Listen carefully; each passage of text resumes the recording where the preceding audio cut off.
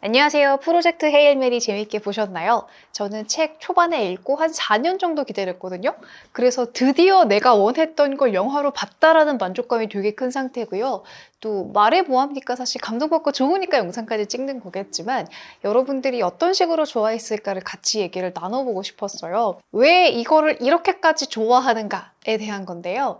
책이 있고 영화가 있죠. 그래서 원작 소설이 있는 경우에는 책을 먼저 읽고 영화를 보느냐 아니면 영화부터 읽고 책을 읽느냐 여기에 대해서 뭐 선호도나 이런 게 차이가 있을 수 있는데 저는 여기에서 독자의 역할까지 더해져서 요 세 가지가 각각 다르게 느껴지고 구성하는 재미가 있어서 텍스트와 영상이 있어서 내 세계관을 내 안에서 내 것으로 만들어가는 나름의 성장서사라고 해야 되나요? 내 안에서 알 품듯이 막 품어서 부화시켜서 완성해 나가는 재미가 있어서 이게 되게 좋은 것 같아요. 원작이 있을 때 줄 수 있는 재미가 이런 거라고 생각을 하거든요. 각각이 할 수 있는 역할이 있잖아요. 그게 나뉘어 있는 게 되게 좋은 거예요.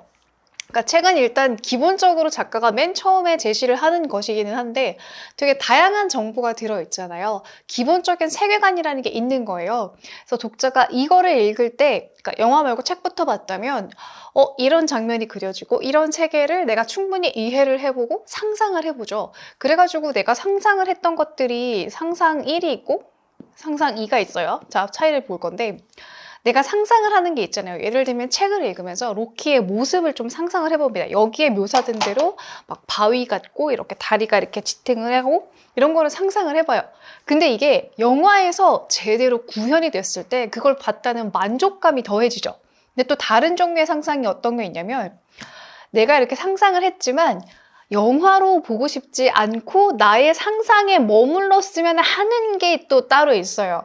이게 사람마다 달라지긴 할 건데 사실 저는 이번에 로키의 사운드가 있잖아요. 깨랑까랑이 뭐라고 해야 돼? 그 음파를 막 이렇게 얘기를 하는데 되게 귀엽다고 생각은 하면서도 이거는 약간 상상의 영역에 남았으면 했던 거거든요. 왜냐면 내가 상상할 수 없는 소리를 가진 존재였을 것 같은 거예요. 근데 영화관에서 스피커를 통해서 나의 청각, 신경을 통해서 들려오는 뭔가 인간이 가진 상상력의 바운더리 안에서의 사운드가 아니라 로키의 사운드는 뭔가 정말 새로운 신세계 미지의 무엇이기를 바랬는데 그거는 오히려 영화가 너무 잘 만들었음에도 불구하고 내 상상 속에 남겨두고 싶었던 게 있어요. 그런 부분이 있습니다. 그래서 영화를 볼 때 기대하는 것과 영화를 봤음에도 불구하고 상상이 있어야 재밌는 것과 책으로 볼 때만 가질 수 있는 그런 영역인 거죠. 이거랑 별개로 독자로서 약간 뭐가 하나 남아있냐면 이게 책을 읽으면서 어떤 세계관을 이해를 하고 내가 그 세계관에서 어떤 감정을 느꼈던 모험을 했다는 즐거움을 얻었던 막 즐거움이나 만족감을 느끼는데 남들한테 말하기는 뭐하지만 나만의 생뚱맞은 맥락 없는 즐거움 이런 매력 포인트가 있을 수 있단 말이에요. 예를 들면 정확하게 이 책은 아닌데 저는 더글라스 케네디의 빅픽처라는 소설을 되게 재밌게 읽었거든요. 그냥 단순하게 오락용 소설입니다. 누가 범죄를 저지르고 도망다니고 이런 내용인데 사실 인생책 중에 하나예요. 왜냐면 이게 잘 쓰이고 재밌는 소설이어서가 아니라 어떤 어려움이 닥치던지 간에 현명하게 이것을 그때그때 이렇게 헤쳐나가면 된다는 용기를 얻었거든요. 그러니까 되게 감명받고 어떤 인생의 힘든 시기에 도움이 되어준 책이 무엇입니까? 라고 했을 때 되게 막 해밍웨이 무슨 뭐 고전소설 얘기해야 될 것 같지만 누군가에게는 그 소설에서 그 문장이나 그런 부분이 그렇게 의도한 게 아니고 중요한 게 아니었다고 하더라도 독자인 내가 그냥 좋아하고 싶은 부분이 있잖아요. 그런 게 별개로 남아 있습니다. 근데 이게 만약에 영화화가 되고 사람들이 많이 봐서 이야기를 한다면 내 마음속에만 남겨놓고 싶은 조금은 부끄럽지만 내 뭔가를 밝혀줬던 부분 이런 거는 약간 나만의 간직할 수 있는 뭔가로 남는 거예요. 그래서 이런 부분까지도 가지고 있습니다. 물론 영화는 영화대로 영화가 해야 될 역할을 너무 잘해준 것 같아요. 사운드도 너무 좋았고 영상미도 좋은 거죠. 저는 정말 좋았던 게 우주 여행을 하는 기분을 구현하는 영화들 있잖아요. 인터스텔라나 다른 영화들에서도 그렇지만 뭔가 배경으로 깔리던 음악이 갑자기 고요한 적막함으로 쫙 바뀌면서 그 전까지는 사람 막 클로즈업해서 이따만한 앵글로 보여주다가 확 넓게 펼쳐진 그 웅장함을 구현했을 때 영화를 보면서 진짜 이런 먼 공간에 나 홀로 아득히 남겨졌구나 하는 외로움도 확 느껴질 수 있게 되기도 하고, 또 그것도 되게 좋았는데, 페트로바 선이 핑크빛으로 막 이렇게 있잖아요. 저는 그게 너무 좋은 거예요. 인류를 위협한 가장 위협적인 존재인데, 거기서도 나는 영상을 보면서 아름다움을 느껴요. 나를 괴롭히는 존재한테 어떤 아름다움을 느낀다는 내가 되게 모순적이고 이상한 것 같은데, 그냥 그 괴상한 느낌 자체가 좋은 겁니다. 그리고 말해 뭐예요? 그 안에서 이렇게 같이 낚시하고 이런 장면도 보면서, 그래, 이게 영화관에 가야만 느낄 수 있는 재미? 집에서 물론 돈이 엄청 많으면은 엄청난 스크린을 설치할 수 있겠지만, 현실적으로 제 집에는 그런 엄청난 웅장한 사운드랑 TV를 갖다 놓을 수 없잖아요. 그 압도적인 화면으로 이거를 접했을 때의 만족감? 내가 영화라는 거에 기대하는 게 이런 거였지 싶은 그런 거를 되게 잘 보여줬던 것 같습니다. 그러니까 이 스토리가 무엇이느냐와 별개로 독자로서 책과 이어지고 영화와 이어지고, 그리고 그렇게 해서 습득한 정보와 영상과 그런 것들을 내 안에서 다시 하나 차곡차곡 한 겹씩 쌓아 나가면서 내 안에는 나만의 프로젝트 헤일 메리라는 세계관이 완성되는 거, 거기에서 내가 제일 꽂혔던 포인트, 내가 제일 사랑했던 장면, 이런 거가 내 안에서 내 거가 완성이 될 수 있게 해주는 그 큰 세계관을 줬다는 거. 100%를 다, 책은 물론 어떤 100%의 닫힌 세계를 갖고 있고, 영화에서는 시간상 좀 삭제된 부분이 많아서 한 70%를 보여줬다고 해도, 어쨌든 독자한테는 그게 100이 100으로 오는 게 아니라고 생각하거든요. 그래서 독자가 추가로 완성해서 나만의 취향과 이거를 완성할 수 있는 작품? 그게 되게 좋았던 것 같습니다. 저는 그런 면에서 되게 좋았다고 봐요. 사람들이 영화를 보고 나서 야, 이거는 꼭 원작 소설을 봐야 된다, 그래야 100% 이해해서 더 재밌다라고 누구나 책을 읽을 것을 권하고 있는데, 책을 읽고 나서 책까지 읽으면 더 나만의 것으로 완성된다는 쌓아가는 즐거움, 이런 것들이 좀 나와줬으면 좋겠다고 생각합니다. 그래서 대작인 거겠죠. 원작 소설이 있을 때는 저는 이런 걸 기대할 수 있어서 되게 좋았던 것 같습니다. 그리고 외계인 로키를 만나는 과정을 한번 생각을 해봤는데요. 사람이 사람을 대할 때도 이런 게 필요한 것 같아요. 먼저 태도와 소통, 그리고 우정으로 넘어갈 건데요. 이 태도가 처음에 서로가 서로의 존재를 알고 나서 사실 무섭고 위협적이잖아요. 저 우주선에 탄 외계 생명체가 나를 공격하러 올 수도 있다 라는 두려움으로 시작을 하는데, 사실 그레이스와 로키는 서로 되게 호감을 가진 상태로 오죠. 막 정확하게는 호감이라기보다는 어쨌든 뭔가 서로 도움을 청할 수 있는 존재? 이런 느낌으로 느껴지는데, 이 태도에서 저는 느껴지는 게 뭐냐면, 모방이 얼마나 중요한가라는 게 되게 포인트였다고 생각을 해요. 처음에 노크를 해서 만나죠? 그리고 서로에게 호의를 가지고 있다는 걸 표현하기 위해서 이렇게 행동을 해가지고 그걸 따라하잖아요. 그러니까 마치 아기가 부모님이 움직이는 손발짓, 발짓을 보고 따라하는 걸 느낄 때 느껴지는 그런 경이롭고 감동적이고 그 순수한 아름다움에 대한 그런 것처럼, 상대방에 대해서 공격적이지 않음을 드러내려면 일종의 모방이 필요하다?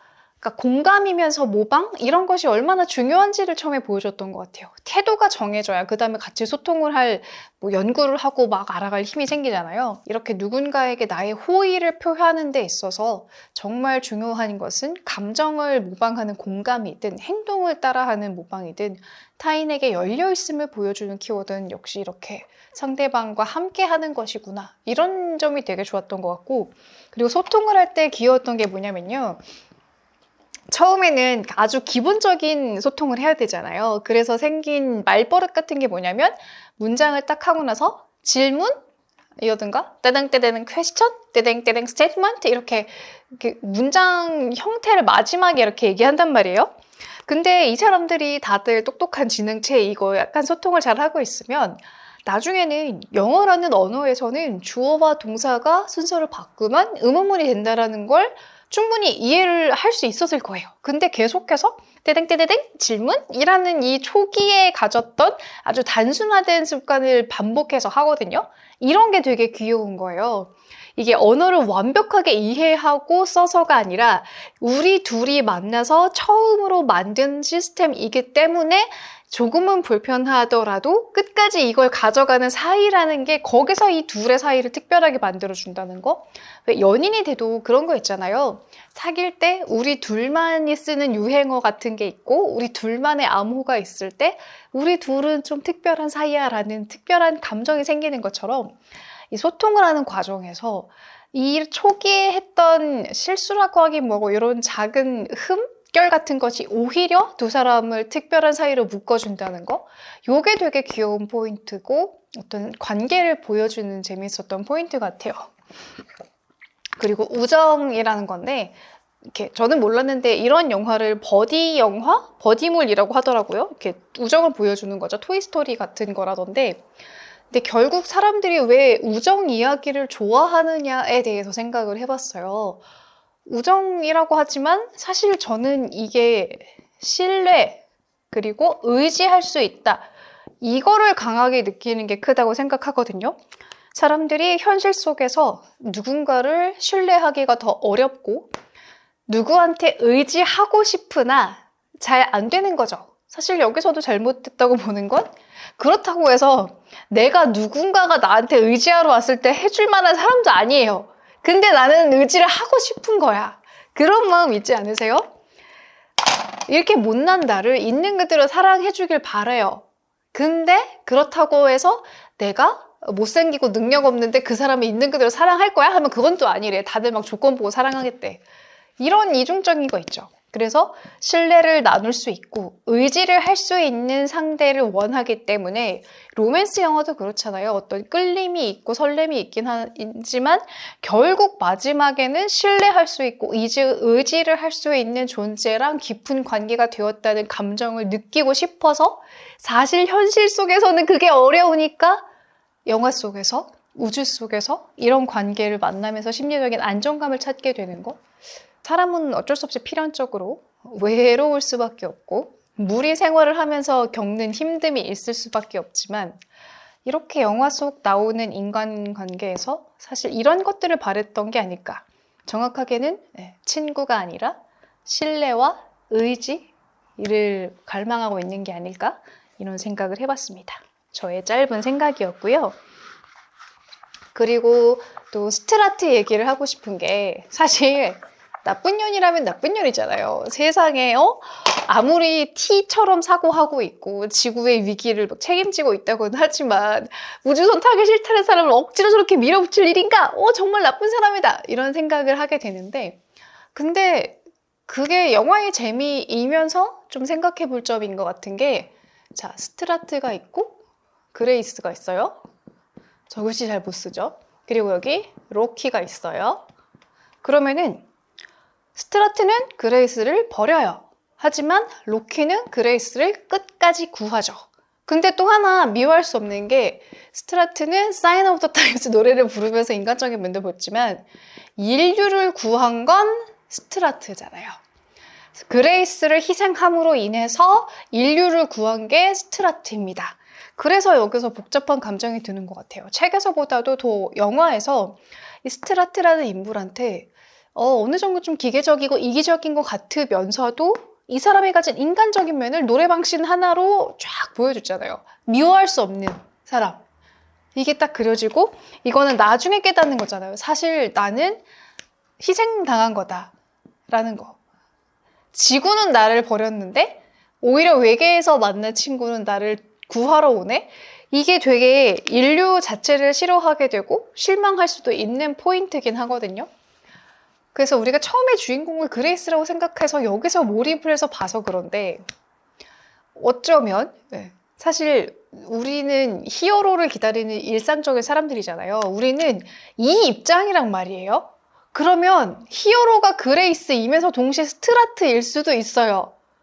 악하기는 하지만 다른 대안이 없는 상황에서 인류를 대신해서 욕을 먹은 거거든요. 이런 이상한 결단을 내리고. 그래서 당연히 그레이스에 몰입한 입장에서는 스트라트가 너무 미운데 한편으로는 영화를 다 보고 나서 내가 이 인류의 입장이면 그렇게까지 스트라트를 욕해도 되나? 내가 이 덕분에 살았으면서 그레이스한테 물론 감사하지만 이런 생각을 했습니다. 그냥 단순히 위기 상황에서 선과 악이 단순하게 나뉘어 있어서 복수를 하고 원망한다는 개념이 아니라 그 안에서도 선악이 좀 섞여 있고 모순적인 것이 있어서 그래서 인간을 좀 복잡하게 보여주는 게 단순한 오락영화로 느껴지지 않아서 좋았던 것 같아요. 그런 점이 더 단순한 장르물이 아니라 명작으로 느껴지게 하는 게 아닐까 생각을 했습니다. 그리고 SF를 좋아하지 않는 분들도 충분히 좋아할 수 있다는 게 컸던 것 같은데요. 그러니까 SF를 찾아보면 이런 게 되게 많다고 하더라고요. 지구가 일단 기본적으로 망해가죠. 그러다 보니까 우주로 나가서 산다거나 다른 별로 나가서 살아야 될 상황 이런 것들을 그려내요. 근데 지구랑은 다른 환경이다 보니까 거기서 어떤 장애물들을 계속 겪게 되고 그런 것들을 극복하고 해소를 할 수 있게 되는데 그러다 보니까 인류 사회가 가지고 있는 점을 풍자하듯이 좀 거울로 비춰보듯이 나쁜 점을 쫙 보여줄 수도 있고 인류 사회와 대비되는 어떤 사회성을 가진 집단이 있다면 그것으로 인해서 사람들을 비판적으로 볼 수 있게 하는 그런 다양한 용도가 있죠. 그러니까 기본적으로 SF는 어느 정도 지금 살고 있는 사회에 대한 불만 같은 것들, 풍자를 기본적으로 품고 있어야 좀 더 입체적이고 복잡하고 웅장하고 재밌어지는 거죠. 근데 이렇게 우주로 떨어진 존재에 대한 SF, 저거 SF 많이 보진 않았지만 사실 떠올랐던 게 뭐냐면 그 네이버 웹툰에 있는 조석 작가님 있잖아요. 그분이 그렸던 문유라는 SF 만화가 있습니다. 저는 그게 되게 감동적이었거든요. 그러니까 이 프로젝트 헤일 메리처럼 엄청 거대한 그런 건 아니고 약간 한국인의 그 K 자학 감성이라고 해야 되나? 약간 소시민적인 감성이면서도 끈끈하게 아씨 기훈이 형 하고 화나면서도 누구를 챙기게 되는 그 끈끈한 감정 있죠. 그런 게 되게 잘 녹아있는 SF 만화예요. 저는 거기서도 되게 감동을 느꼈었는데 그거랑 다른 느낌으로 큰 영화로 만났던 것 같습니다. 그래서 이게 좋으셨다면 그 웹툰도 한번 보시라고 말씀드리고 싶어요. SF를 거의 읽지 않는 사람으로서도 되게 한국식 정서에 맞게 우주에 홀로 떨어졌다는 느낌, 그리고 누군가와 함께 있다는 것, 위기의 상황 속에서 누구를 살리는 선택을 할 것인가 이런 공통적인 문제들이 되게 잘 풀어져 있던 거라서 그 웹툰 생각나면서 되게 재밌게 봤습니다. 저는 이 영상 찍고 영화 다시 또 보러 가려고요. 두 번째 보러 가려고요. 살면서 영화관에서 두 번 본 영화 없거든요.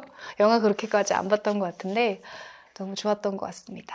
다시 우주 여행을 하는 느낌으로 떠나러 가고 싶어요.